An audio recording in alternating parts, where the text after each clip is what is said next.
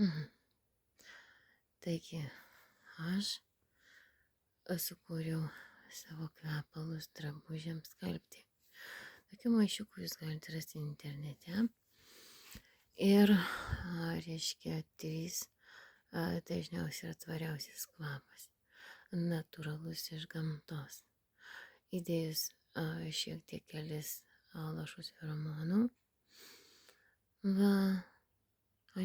feromonų aliejaus, praktiškai aš susikuriu savo natūralios gamtos, reiškia, skalbiant drabužius, įmesti tokį, po to išdžiovinti jį, reiškia.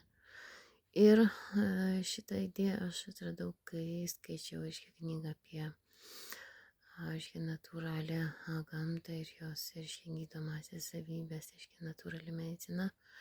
Knyga iš Kinijos parsisiųsta, iš Amazonų parašyta. Tai vat aš sužinojau, kad raugeriškių lapai apvalyme turi labai daug galių, ta prasme, tų izoterinių, reiškia, eterinių aliejų. Ir skalbiau ir žiūriu, kad tikrai tie labdariniai drabužiai užnešioti kažkokį tokio purvų, kažkokio tokio negerumo, reiškia, kažkokia tai liga, reiškia. Iš tikrųjų apsivalė, prašviežėjo.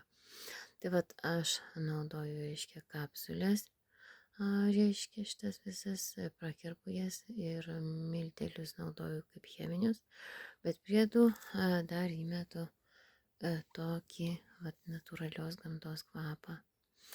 Ir iš esmės tas, reiškia, dalykas pasitvirtina gyvenime. Kaip gyvenimas harmonijoj.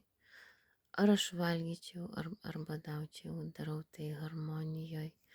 Aš ir tu, ir mes, jie visa ta iš esmės eina į savo gyvenimo natūralumą.